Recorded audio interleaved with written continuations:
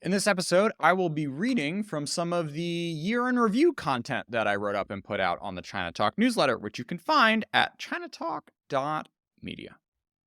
2022 was not an easy year to be a China analyst. It was painful to watch from afar this year's lockdowns and protests. The 20th Party Congress gave us the worst of all possible outcomes for China's domestic governance trajectory. The buildup over Pelosi's Taiwan visit and seeming normalization of discussions about war in both Washington and Beijing was troubling, to say the least. I'm pessimistic US-China relations will hit an inflection point anytime soon. Covering these storylines on ChinaTalk, week after week after week, took a toll. I recently read a book by an American historian of Spain who started studying the country in the 1950s. In the early years of his career, American academics held an essential place in the discussion, as Spanish scholars under Franco couldn't safely write about contemporary issues. But by the 1980s, he wrote, the era had passed in which foreign Hispanists might play a dominant role in the historiography dealing with contemporary Spain, given the democratization of the country and great expansion of research and publication by Spanish historians, more interested in contemporary history than any other period. I could not do the work I do without my US passport living in the United States. I'm thankful I live in a country where I don't have to look over my shoulder writing about politics and technology, and look forward to the day when my coverage gets blown out of the water by Chinese nationals able to write without second-guessing themselves. But until then, ChinaTalk's coverage will remain essential in informing the global conversation. I'm deeply grateful for all of your support that makes this work possible. China now occupies a leading place in the global China discussion. We dive deep, surfacing the best thinking on China and US technology policy and giving it space to breathe through the podcast and newsletter. In turn, China supplies critical context for policymakers, journalists, academics, students, and business leaders. ChinaTalk coverage today is more important than ever. To build off this past year's momentum, I'm hoping to devote more of my time and keep growing the team to increase the scope and depth of ChinaTalk's coverage in 2023. However, this can't happen without more financial support. So please consider, number 1, upgrading to a paid subscription via Substack at ChinaTalk.media. Subscribers receive access to an ad-free podcast feed, subscriber-exclusive chat within the Substack app, my eternal gratitude, and starting this year, exclusive paywalled content. Number 2, telling one person you know to check out ChinaTalk. Newsletters and podcasts don't go viral like YouTube channels. People forwarding the podcast and the newsletter is the main way that I grow. And I have to believe that you, loyal ChinaTalk reader, have at least one other person in your life who would enjoy this podcast. So just next time you see them, take their phone, open Spotify, open iTunes, and subscribe them to it. Pick a few shows that you think they'd like and download it for them. Lastly, number 3, consider advertising on ChinaTalk. Next year, we'll be starting to incorporate more native advertising, co-creating sponsored content, and potentially where the fit is right, some paid interviews. The ChinaTalk audience is as influential as it gets. Thousands of senior government officials and business leaders rely on ChinaTalk to inform their decision-making. From key leadership in the White House to senior appointees, career officials at every relevant US agency, and senior congressional staff, ChinaTalk readers literally write the policies that govern Americans' relations with and response to China. And it's not just the US. Half of the podcast listenership is abroad, with policymakers in capitals and embassies around the world regularly engaging with the platform. ChinaTalk boasts deep readership in C-suites and executive ranks at Fortune 500 companies, inside the world's largest sovereign wealth and hedge funds, as well as leading VC and PE investors. ChinaTalk also drives news coverage. For over 1,000 journalists worldwide, ChinaTalk is a must-read. The newsletter boasts over 100 active subscribers just from the New York Times, Wall Street Journal, and FT alone. Lastly, we're launching a job board, a fantastic way to help your organization tap into ChinaTalk's elite talent pool with deep expertise in China and technology policy. If this is an audience you're interested in reaching, reach out for a pitch deck and to start a conversation. ChinaTalk has recently brought on an experienced partnerships development professional who will be able to help bring your organization's message to our global audience of policymakers, business executives, and key stakeholders in the China policy space. So, thanks. Number 1, paid subscription. Number 2, tell your friends. Number 3, consider buying some ads. Feel free to reach out to me directly at jordan@chinatalk.media. So now I'm going to go into a little bit of a recap of what we did this past year on ChinaTalk, and there are links to everything I referenced that you can see in the newsletter. So ChinaTalk's coverage of the US export controls was some of the best on the internet. After the regs dropped, I hosted an emergency podcast with former BIS official Kevin Wolf, broke news about the impacts of US persons clauses on the Chinese semiconductor ecosystem, assembled a roundtable with the chips Avengers, translated elite Chinese responses to the policy, and then wrote what I think is the defining piece on the long-term implications of these actions for NOEMA. Beyond just export controls, I expanded coverage to the full gambit of America's competitive response to China.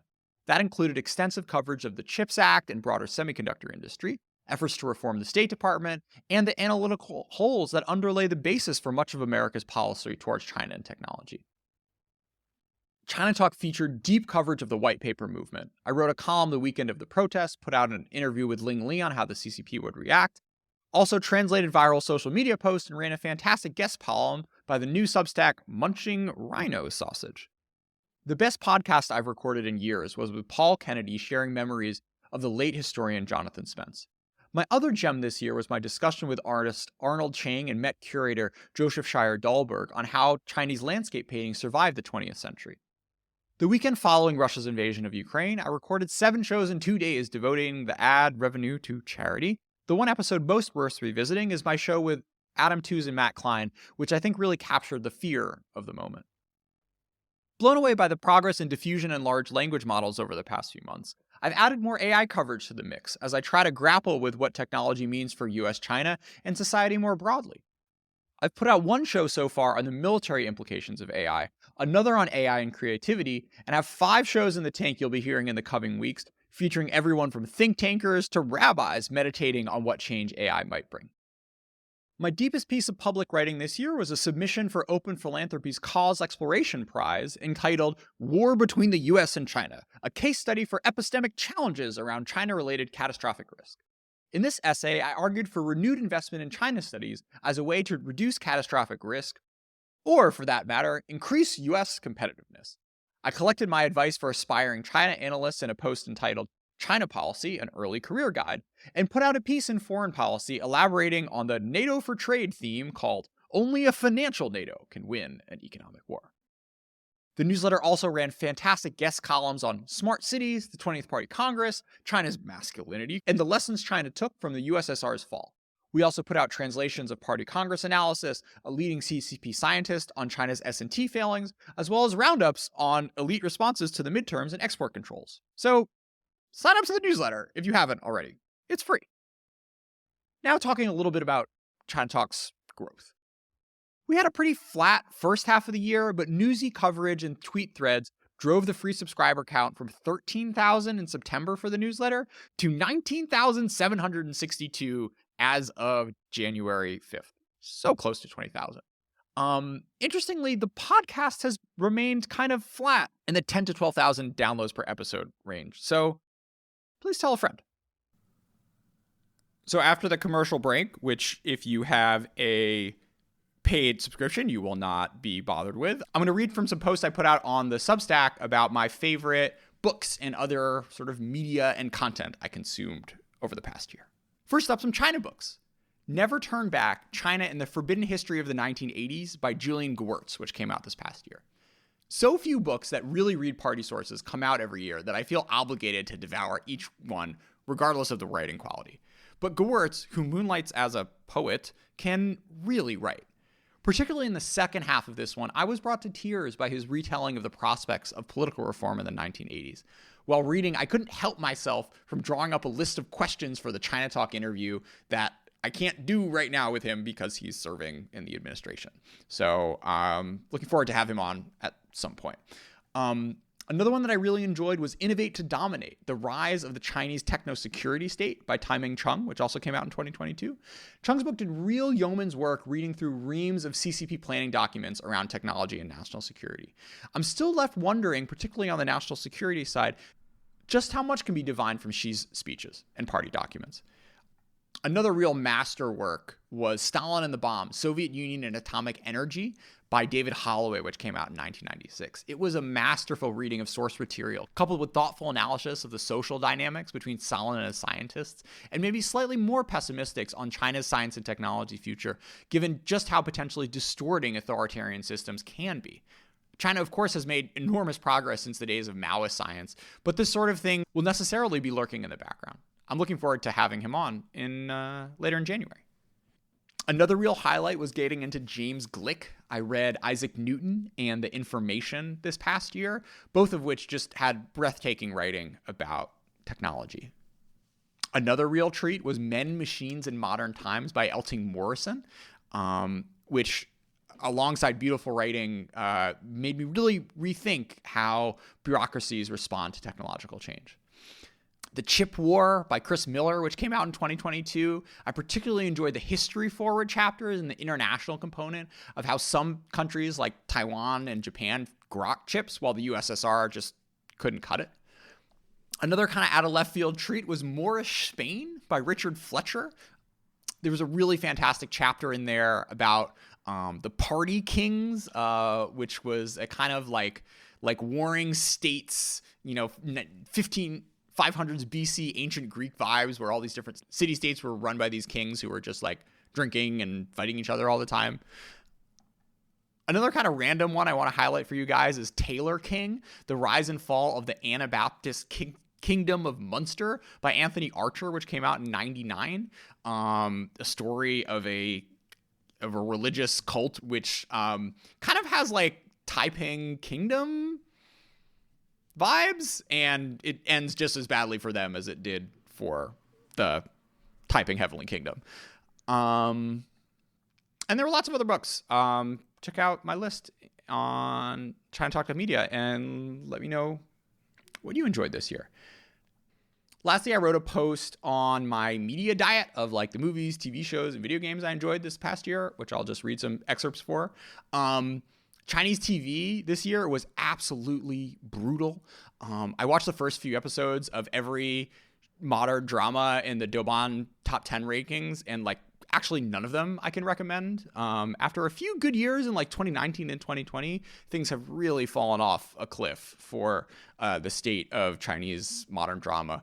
The one that was like sort of okay was called The Reset, which was a sort of like off-brand Black Mirror time loop miniseries.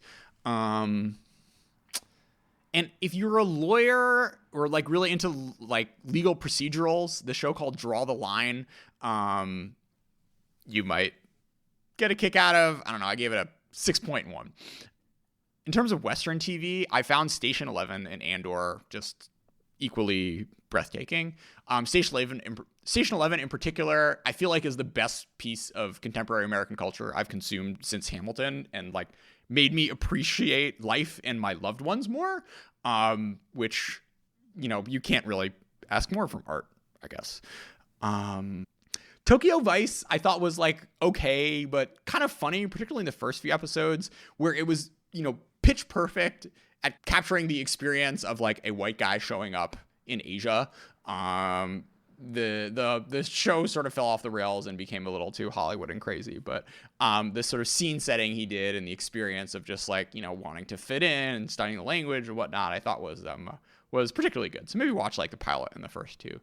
Chinese movies were also really bad, so bad that during the protest in Shanghai, people were actually saying like 我要电影 or whatever, like I want better movies. One that was like pretty sad was Zhang Yimou did a war movie called Sniper, which was just about like the Korean War, which is just like not a good movie. He's a very creative person. He should be doing better things with his life.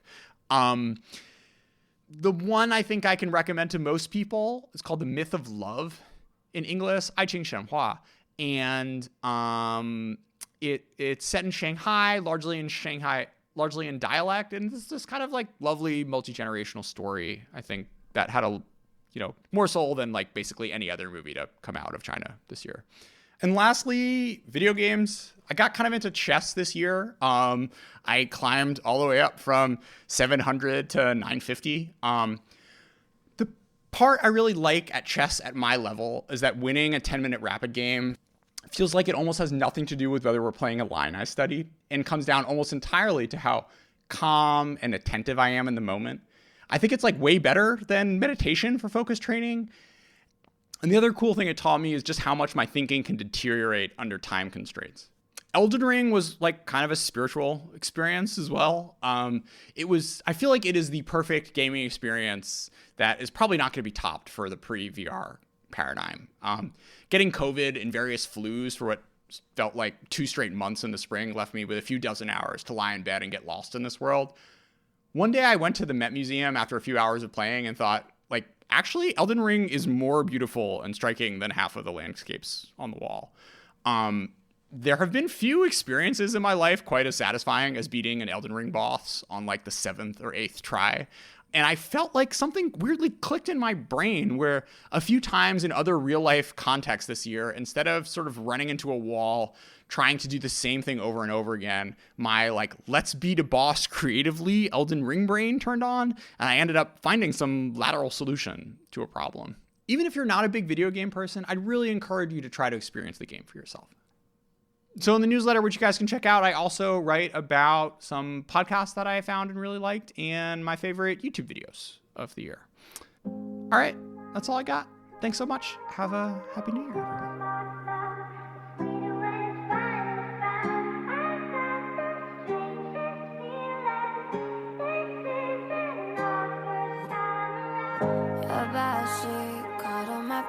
I realize it. I wake up in the morning, the samurai. I okay, I'm not try it. 那天躺在地上的时候，我就在想，曾经做过类似对马老汉该咋个讲？他们都对我有恩，我不能够辜负他们，我的心里很恼火。能不能好好生活？这个事情我都还要自己去雕琢。住在最贫穷的街区，他们都觉得我太脏了。有一点掀起了血雨，手腕上全部都挂满了钢索。Wake up in the morning, yeah. 我根本没想躲避，他们抓住我的软肋 and they started in my head. 在阳波自己上位那年，我才18岁。这个空气让我有点反胃，有点像吃肉犯了罪。21还是个 savage， 有的时间还能够浪费。傲大懒残忍，一发当傻戏，这些年确实没出息。我性格非常的孤僻，渐渐到我学会感恩，慢慢开始变得更安分，在泥泞之中不停地翻滚，我能够成为想成为的人。Always cry， 长大乖，经常被欺负，变得坏，不想再被他们低估。I choose， and I have a city to hide。I choose，and I have a city to hide。听我说，妈妈，今晚我可能就先不回家了，我要把年少轻狂的自己杀了。看着镜子里的人 ，What the fuck，What the fuck，我逃啊逃啊逃，黑色衣裳的人也跑，直到到了死胡同，我开始爆粗口，要让我住口，对话的是 me and myself。我跳出我的身体，这感觉很微妙，空气中弥漫着忏悔的味道，彩色的气泡，它们将我给围绕。Finally I'm free now, finally I'm free now。他们抓住我的软肋 and it started in my head。阳波自己上位，那年我才18岁，这个空气让我有点反胃，有点像吃肉犯了罪。21还是个 savage， 这段时间还能够浪费。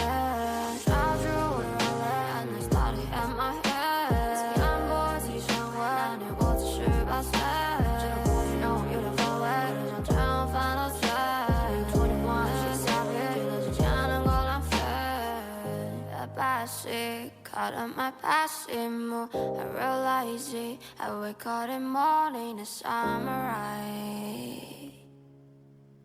Wake up in the morning.